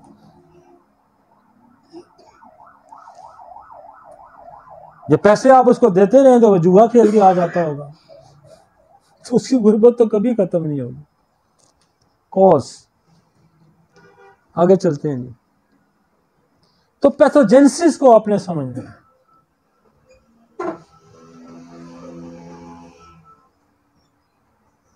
अगली स्लाइड लाएं। नहीं, एक पर रखो रखो रखो रखो रखो रखो रखो। पैथोजेनेसिस, फिर एक दफा वो कह रहा है कि what is the genes. First pathogenesis क्या है? पहली वजह यह है कि जो लोग कमजोर जीन के लेके पैदा होते हैं, जेनेटिक डिसऑर्डर्स, जिसके वालिद को टीबी थी, जिसके वालिद को कैंसर था, जिसके वालिद को शुगर थी, जिसके वालिद को कोई सोराइसिस थी, जिसके वालिद को लूपस थी, वो डिफेंस मैकेनिज्म वीक लेके पैदा हुआ। This is the genetic function. उसके अंदर जीन के अंदर खराबी हुई, और ये बड़ी एक लंबी स्टडी है जो आपकी जेनेटिक स्टडी है, जिसको हम ऑटोसोमल रिसेसिव जीन कहते हैं। ऑटोसोमल रिसेसिव जीन के जो जिसको कजन मैरिज कहते हैं, जो बच्चों में जेनेटिक डिसऑर्डर आते हैं कि एक ही जीन, स्पेसिफिक जीन, माँ का भी और बाप का भी वही जीन अगर खराब होता है, जिसको ऑटोसोमल रिसेसिव जीन कहते हैं। तो एक जीन और खराब होता है जिसको जेनेटिक डिसऑर्डर में आता है ऑटोसोमल डोमिनेटिंग जीन्स, कि कोई एक जीन किसी भी पेरेंट्स का अगर डोमिनेटिंग होगा तो उसके अंदर भी कोई बीमारी हो जाती है। फिर आपके अंदर सेक्स जो क्रोमोसोमल जीन है, इनकी बेशुमार बीमारियां हैं। तो जेनेटिक स्टडी भी क्यों होती है? जो हमने हमारे पास, चूंकि जेनेटिक स्टडी हमने बहुत ज़्यादा उस पर हमारा उससे सर वास्ता रहा है कि मेरे पास इस वक्त भी 16-17 हज़ार माजूर बच्चा है जो सारे जेनेटिक डिसऑर्डर्स के हैं। हमारे पास कैंसर जो है वो सारा जेनेटिक डिसऑर्डर है। तो जेनेटिक डिसऑर्डर को ठीक करने की, आपकी जो डायबिटीज़ है, ये भी एक बहुत बड़ा जेनेटिक डिसऑर्डर्स है कि फैमिली हिस्ट्री की वजह से भी। तो बेशुमार डिजीज़ जो है वो जेनेटिक डिसऑर्डर्स हैं। हम उसको ये कहते हैं कि प्रीनेटल कॉजेज में उसको हम शुमार करते हैं। जो कॉजेज हैं किसी भी वल्नरेबिलिटी की, वो प्रीनेटल कॉजेज हैं, वो नेटल कॉजेज हैं एंड पोस्टनेटल कॉजेज हैं। तो हमें किसी भी चीज का इलाज करने से पहले हमें प्रीनेटल कॉजेज पे भी जाना है। हमें नेटल कॉजेज पे भी जाना है कि पैदाश के दौरान क्या हुआ। हमें पोस्ट नेटल कॉजेज पे भी जाना है कि पैदाश के बाद क्या हुआ। तो तब आप दुनिया के जो चैलेंजेस वाली डिजीजेस हैं, आप उनको ठीक करने की। और ये मैं आपको बताऊं कि ये जो होम्योपैथी है, ये जिस डगर पे हम चले, जिस रास्ते पे हम चल रहे हैं, कि हम हम बैक्टीरिया को भी समझने की कोशिश करें, हम वायरस को भी समझने की कोशिश करें, हम पैरासाइट, अब देखें ना पेट के कीड़े पैरासाइट, यार आप उसको शायद कोई घास भी ना डालता होगा कि ये भी कोई मसला हो सकता है। और पैरासाइट क्या करता है, जो जिसमें बेशुमार पैरासाइट का मैंने जिक्र किया कि उसमें मलेरिया का भी पैरासाइट हो सकता है, उसमें टॉक्सोप्लाज्मा का भी पैरासाइट हो सकता है, उसमें लचमीनिया का भी पैरासाइट हो सकता है, उसमें पेट के कीड़ों का भी पैरासाइट हो सकता है, उसमें आपका इमोशनल पैरासाइट भी हो सकता है। वो एसएलई पैदा करता है एक बीमारी, आप जानते हैं, लेकिन पैरासाइट बेशुमार बीमारियां पैदा कर सकते हैं। तो ये जो एज है, जिस एज पे हम काम करें, जिस रास्ते पे हम काम करें, ये मुस्तकबिल है दुनिया में तिब की साइंस का, कि वो कॉजेटिव फैक्टर जो दुनिया में एग्जिस्ट करते हैं, और फिर ट्रीटमेंट जो है वो वे ऑफ ट्रीटमेंट जो है वो मेडिसिन का जो होम्योपैथिक है। जब ये यू मिलेगा तो दुनिया में रेवोल्यूशन आएगा। एक उधर कभी रेवोल्यूशन नहीं आ सकता। ये जायंट होगा। और जायंट कितना खूबसूरती से वो कह गया था हनीमन के, यार ये जिसको मिलाओ, लॉ ऑफ सिमिलर को मिलाओ, कॉज बीमारी एंड दवा दोनों जब आपस में मैच करेंगी तो this is the law of similar. और दुनिया में रेवोल्यूशन तिब की दुनिया में तभी आएगा कि आपको ये पता हो कि what is the autoimmune disease, what is the SLE. अब मैं कितने फैक्टर एसएलई के आपको गिनवा रहा हूं कि एनवायरमेंटल फैक्टर है, जेनेटिक फैक्टर है, वायरल फैक्टर है, बैक्टीरियल फैक्टर है, पैरासाइट फैक्टर है, आपका जो है ड्रग्स अब्यूज फैक्टर है, इन्वायरमेंटल फैक्टर है। तो बेशुमार ऐसे फैक्टर्स हैं जिसपे आप पहले तो उसको फैक्टर्स को तो स्टडी करें। जब आप उस फैक्टर को स्टडी करेंगे तो फिर आप दवाइयों देखें ना। आप एक दवाई में पढ़ रहा था और अक्सर मैं यूज भी करता हूं उसको, और जैसे हाइड्रोकोटाइल है, तो हाइड्रोकोटाइल की समरी के अंदर उसने लिखा हुआ लूपस। अब आपको पता नहीं लूपस होती क्या, बना आपने हाइड्रोकोटाइल को यूज कैसे करना है भाई। मैं कहता हूं कि मैं पिछले कई सालों से ये कह रहा हूं, 20-25 साल से, कि एसएलई की बेसिक कॉज में ट्यूबरकुलोसिस मौजूद है। और आपके सामने इंटरनेशनल स्टडी आ चुकी है कि एसएलई के सिस्टेमिक ल्यूकेमिया के पीछे। मैंने आपको कहा कि मैंने एक ऑटोइम्यून का केस ठीक किया जिसको बस थी, और मैंने बेस कौन सी बेस पे ठीक किया, एच पेलोरी की वजह से ठीक किया। तो एच पेलोरी तो इंटरनेशनल स्टडी में आ गई कि एच पेलोरी जो है वो एसएलई भी पैदा करती है।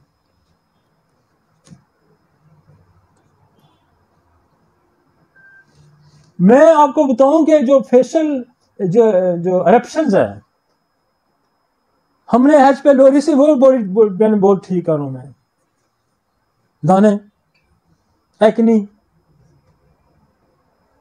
कभी गौर करें जितने मजे का ये ठीक आ रहा है एच पेलोरी, और आप अगर हिस्ट्री में अगर उसकी एच पेलोरी है तो बहुत इफेक्टिव है। तो कॉज को तो पकड़े ना, जेनेटिक्स कॉज है, इन्वायरमेंटल कॉज है, अबनॉर्मल इम्यून रिस्पॉन्स है। अब अबनॉर्मल रिस्पॉन्स क्या है? हमारा जो व्हाइट ब्लड सेल है, व्हाइट ब्लड के सेल के अंदर जो मोस्ट कॉमनली यूज होने वाली चीजें वो टी सेल और बी सेल है। टी सेल जो है, वैसे तो मैक्रोफेजेस भी हैं, टी सेल जो है बेसिकली इन्फॉर्म करता है बी सेल को कि जिस किस्म का बंदा आ गया, इस किस्म की चीज हमारी बॉडी के अंदर आ गया, मैं तो उसको मार रहा हूं, तू जो है ना इस किस्म की चीजें बनाई भेज ताकि हम उसको ज्यादा फौज तैयार करें। तो बी सेल जो है वो एंटीबॉडी बनाता रहता है। अब ये करता है, करता क्या है? इन्फ्लेमेशन। इन्फ्लेमेशन में क्या होगा? रैश होगा, निफ्राइटिस होगा, आर्थराइटिस होगा, ल्यूकोपीनिया होगा, सीएनएस के प्रॉब्लम में कार्डियाटिस होगा, क्रोटिंग होगी। ये इन्फ्लेमेशन में आएगा। स्किन पे रैश आएगा, निफ्राइटिस होगा, गुर्दों के अंदर इन्फ्लेमेशन हो जाएगी। आर्थराइटिस क्या होगा, जोड़ों के दर्द आ जाएंगे। ल्यूकोपीनिया क्या होगा कि उसके अंदर उसकी कमी हो जाएगी, ब्लड वगैरह की हो जाएगी। सीएनएस के प्रॉब्लम आ जाएंगे, दिल की इन्फ्लेमेशन आ जाएगी, क्लॉटिंग फैक्टर आपके वो डिस्टर्ब हो जाएंगे। तो ये इन्फ्लेमेशन की ये जहां जहां आपको ये मसाइल नजर आएंगे, आप ये समझें कि ये कहीं ऑटोइम्यून डिजीज है। फिर अल्टीमेटली क्या होगा, अल्टीमेटली क्या होगा, रीनल फेलियर हो जाए, गुर्दे खराब हो जाए, फेफड़े खराब हो जाए, हार्ट गया, दिमाग जो एमएस हो जाएगा तो दिमाग गया, एसएलई होगी तो आंतें गए, क्रोन डिजीज होगी तो आंतों गई, ऑटोम्यून हेमोलाइटिक एनीमिया हो गया, हेपेटाइटिस ऑटोम्यून हो गया, ऑटोम्यून ए हो गया तो शुगर आई। कितने निजाम ऑटोम्यून से, कितने निजाम फेलियर में जा रहे। Type A one, type one जिसको शुगर कहते हैं, और दिस इज ऑटोम्यून। गुर्दे, मेरा पिछला लेक्चर, लंग्स का पिछला लेक्चर, डिटेल का लेक्चर, तो क्या कहता है, सारे ऑर्गन फेलियर ऑटोम्यून से। एक आप ऑटोम्यून को भी समझ लें तो आप दुनिया को बेशुमार संभाला दे सकते हैं। स्ट्रोक हो सकता है, फेब्रोसिस हो सकता है, ये ताशम सर। आगे चलते हैं, आगे चलते हैं। पैथोफिजियोलॉजी सारी बना रहा है उसको, फिर थोड़ा सा बहुत ट्रिकी है शायद, वो लोग कहेंगे बहुत स्किल बना दिया लेक्चर। मैं जरा आम फैम लेक्चर हूँ, आगे चलते हैं।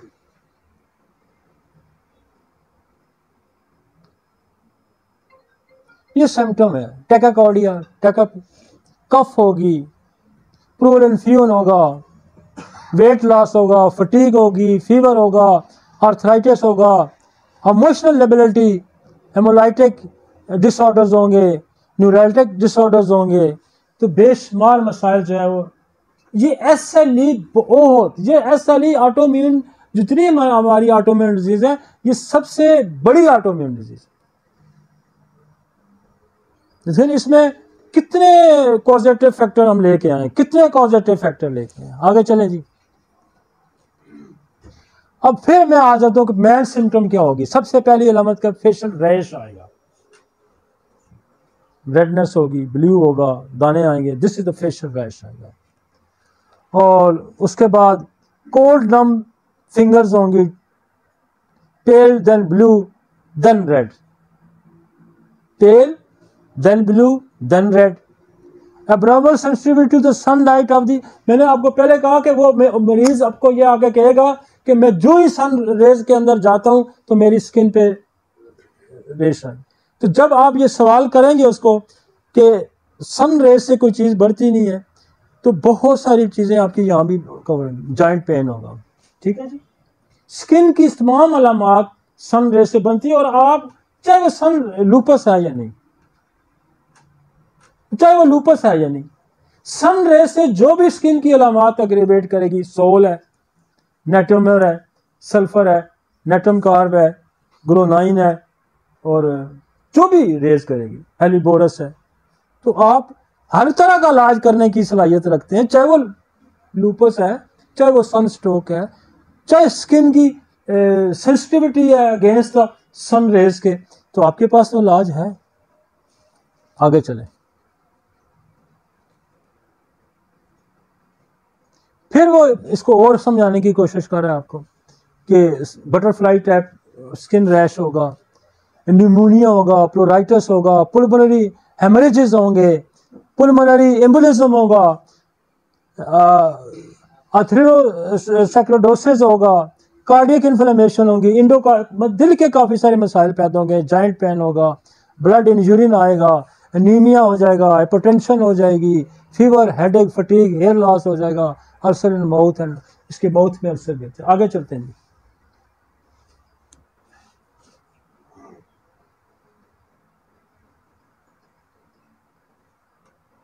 ये सिंपल माइलोजिया क्या है जी, ये pain in the muscle pain को ये कहेंगे। माइस्टोसिस क्या होता है, माइस्टोसिस क्या होता है, मसल की इन्फ्लेमेशन होती है, मॉस की इन्फ्लेमेशन होती है। ट्रांसफर माइलाइटिस होगा, इन्फ्लेमेशन ऑफ द उसमें बोन्स के अंदर है जी, हाँ जी, ऑस्टियोपोरोसिस होगा, हड्डियों का गिरना शुरना शुरू हो जाएगा। ये सारी कितनी डीप कॉम्प्लिकेशन आ रही है SLE की, हड्डियां भी गलनी सड़नी शुरू हो जाएगी।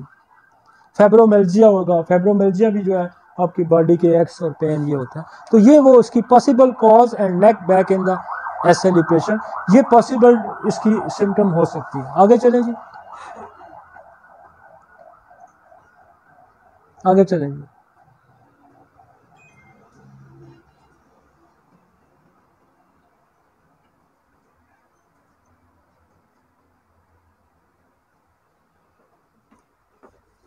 और आगे चलें। वो कहते हैं ना कि lupus common symptom that indicate flare up, lupus flare और flare up when you lupus symptom worsen in you feel it result increase in fatigue, swelling in the legs, rashes, ulcer in the mouth, painful swelling joint, ongoing fever not due to the infection, किसी infection की वजह से नहीं, ऐसे ही होता है। तो ये उसकी एक सिम्टम्स है। आप जिस्म पे रैश आता है, जिस्म के अंदर बॉडी के अंदर पेन आते हैं, फटीक फील होती है, तो सन एक्सपोजर से ज्यादा होती है, तो आप ये समझें कि दिस इज द लूपस। आगे चलते हैं।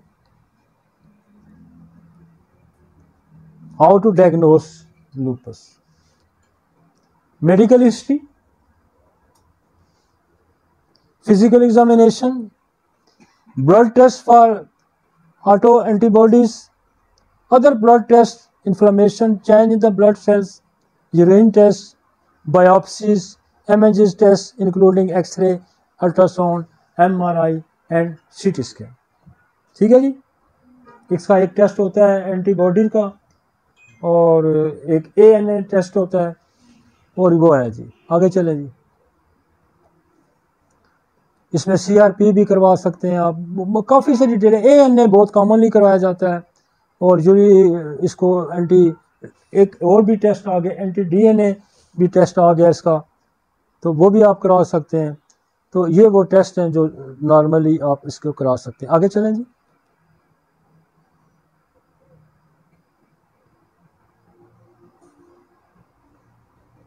आगे चलें,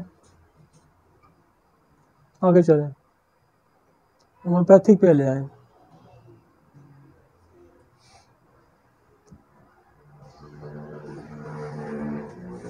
अब आप एक डिटेल इंटरनेशनल स्टडी भी हमने आपके सामने रखी, बीच में मैंने कॉजेस फैक्टर को डिस्कस किया, साथ साथ में मेडिसिन भी डिस्कस करता रहा।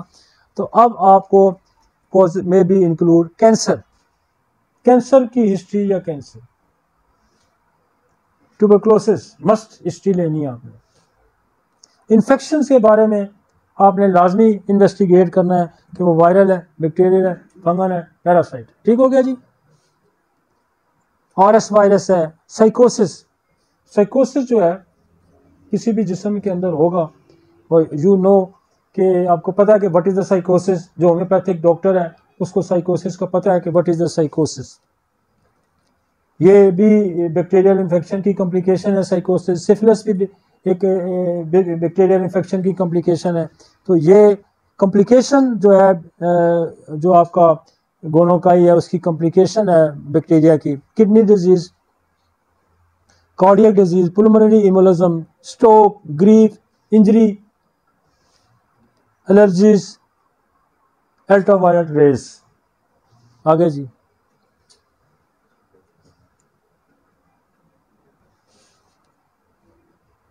Rheumatoid arthritis, scleroderma, polymyositis, dermatomyositis, Sjogren syndrome. अच्छा, एक और बड़ा फैक्टर है जी जो कि hormonal factor, hormonal factor.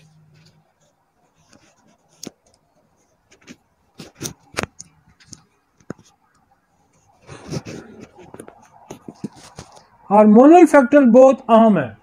Hormonal factor इसलिए अहम है कि हमारे यहाँ लोग जो हमारे हार्मोन्स का निज़ाम है, ये बॉडी पे इसके बड़े असरात हैं और इसकी बॉडी की सारी एफिकेसी की बड़ी डिपेंडेंसी है इस पे, हार्मोन्स पे। और हार्मोन्स अगर डिरेंज हो जाते हैं तो फिर बहुत सारे मसाइल पैदा होते हैं। आपके एस्ट्रोजन, आपका टेस्टोस्टेरोन, आपका प्रोजेस्टेरोन, तो बहुत सारे और भी हार्मोन्स हैं। तो ये हार्मोनल फैक्टर को भी बड़ा अहम रोल है, इसलिए मैंने इसको हार्मोनल फैक्टर्स को भी यहाँ हमने डाला है। आगे जी,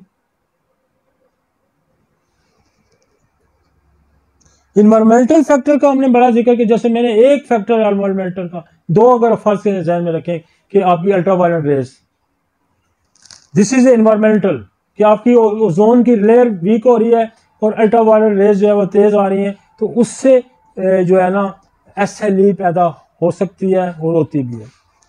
एक मैंने आपको कहा कि आपका जो पेट्रोलियम है, पेट्रोलियम की बर्न से, पेट्रोलियम के इस्तेमाल से स्पेशली मुझे सबसे ज़्यादा सांस की बीमारियां और मुझे स्किन की बीमारियां मिली हैं, जैसे सोराइसिस वगैरह, एक्जिमा वगैरह। तो पेट्रोलियम को भी आप बड़ा इसका एनवायरमेंटल रोल है इसका।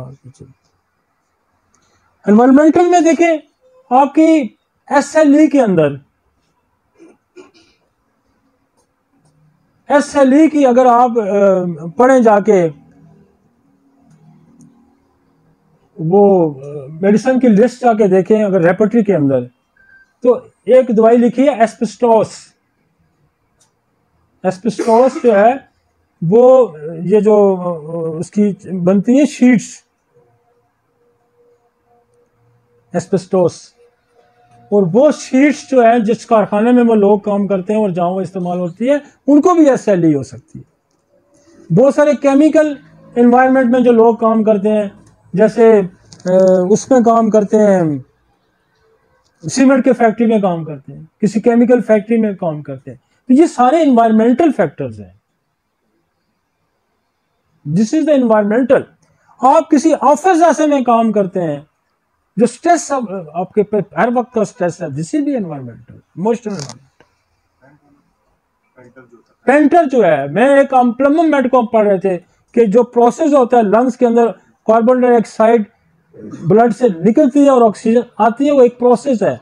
वो प्रोसेस जो होता है अलवलाई के अंदर, जो प्रोसेस होता है, वो प्रोसेस जो है अगर लिड उसको रोक देता है, प्लम्बम मेड उसको रोक देता है। लिहाजा जो पेंट का काम करने वाले लोग हैं उनको ऑटोइम्यून डिजीज हो सकती है, लंग्स की ऑटोइम्यून डिजीज।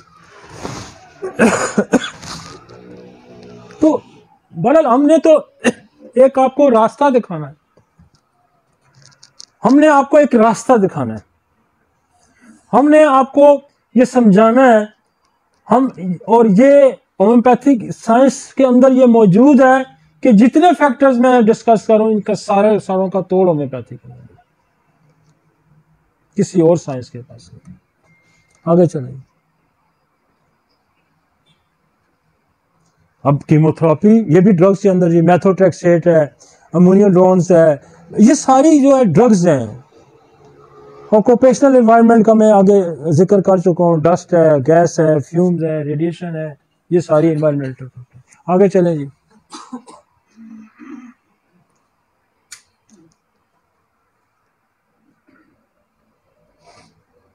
ये पहले भी हम डिस्कस, आइडियोपैथिक पुल्मोनरी फाइब्रोसिस है, एक्यूट इंटिशियस निमोनिया है, ये सारी चीज़ें हम पहले भी,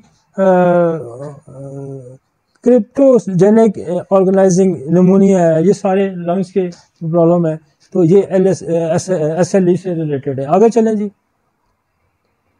हार्ट डिजीज है, रेनल डिजीज है, पैरासाइट्स हैं, टॉक्सोप्लाज्मा, प्लाज्मोडियम, लेशमीनिया, ये सारे आपके पैरासाइट्स ग्रुप से तल्लुक़ रखते हैं। आगे चलें जी। इसका मैं बड़ा डिटेल जिक्र कर चुका हूँ। अब मेडिसिन पे आते हैं। आपके पास दवाइयाँ कौन सी होनी चाहिए जो SLE को ठीक करने की सलाहियत रखती है? आपके पास सोल होनी चाहिए।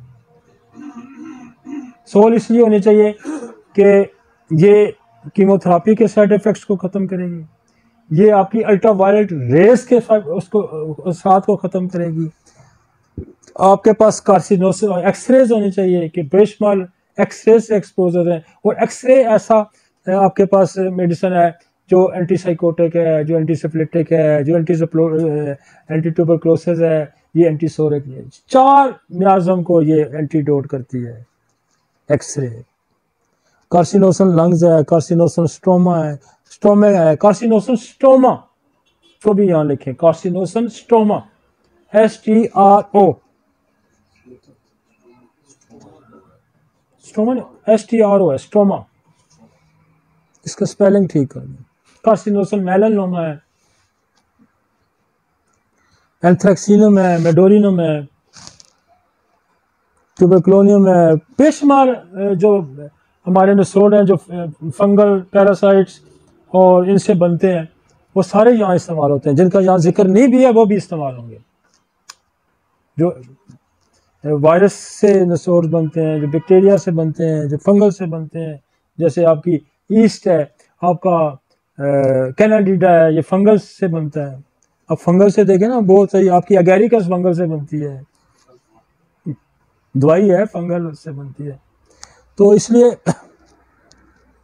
आपके पास मेडोरिनम होनी चाहिए, ट्यूबरक्लोनियम होनी चाहिए, स्ट्रेप्टोकोकस बैसिलियम, एच पाइलोरी है जिसका भी अभी मैंने जिक्र किया कि एक बड़ा कॉज भी है जो सिस्टेमिक लूपस का, एच पाइलोरी भी कॉज है।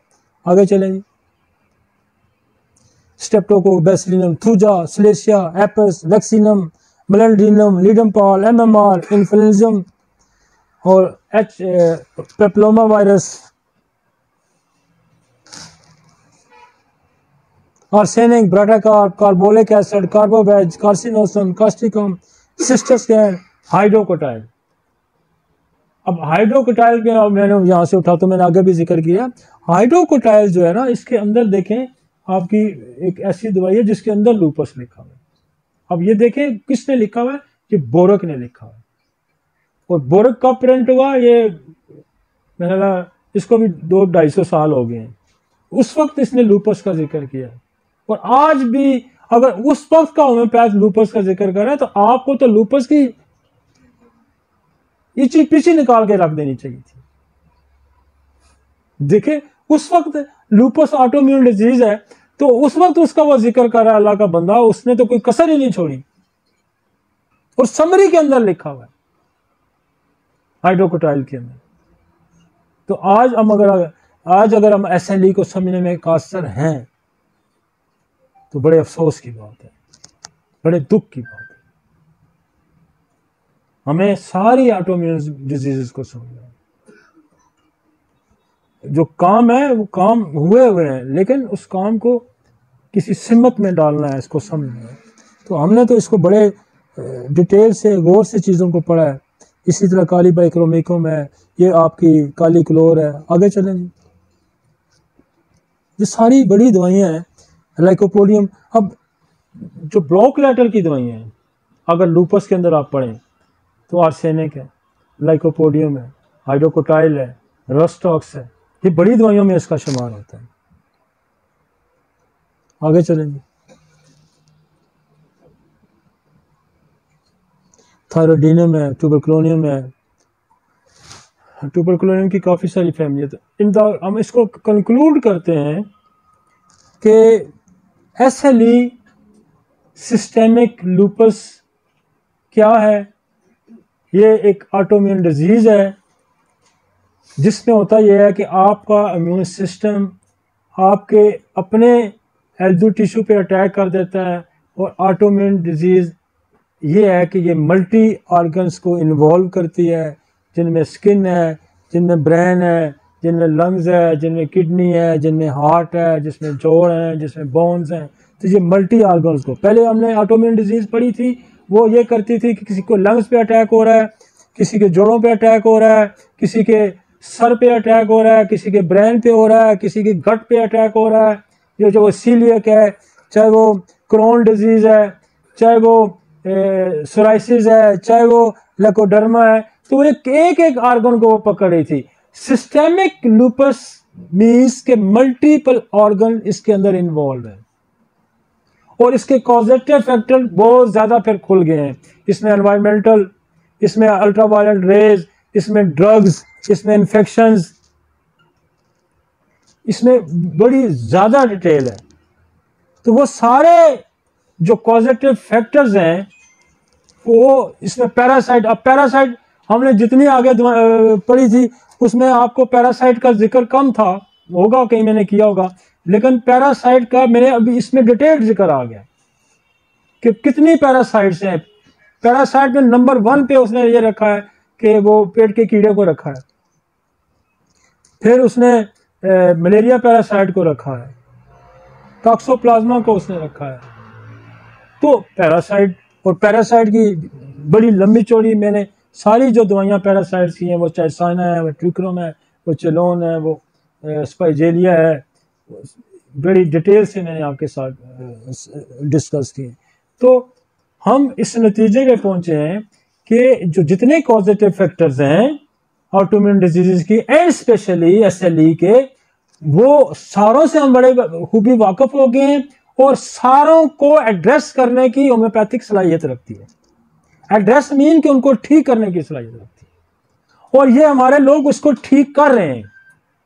लेकिन हम दुनिया को ये बावर कराने में नाकाम रहे हैं कि हम ऑटोइम्यून डिजीज को ठीक कर दें। ये मेरी जो सीरीज है ये दुनिया में ये बात बावर करवा रही है और दुनिया को समझा रही है। हम हर कॉजेटिव फैक्टर को, अपनी हर मेडिसिन की डिटेल को दुनिया के सामने रख रहे हैं ताकि ऑटोइम्यून डिजीज दुनिया में ठीक हो, और ठीक होने का मकसद यह है कि होम्योपैथी का फरोग हो और दुनिया में जो लोग इससे मुतासर हैं वो इससे छुटकारा हासिल करें।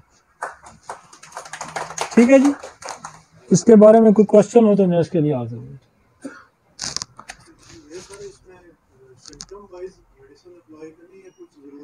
देखिए जी, दुनिया में सबसे सक्सेसफुल जो मेथड है वो कॉजेटिव फैक्टर का।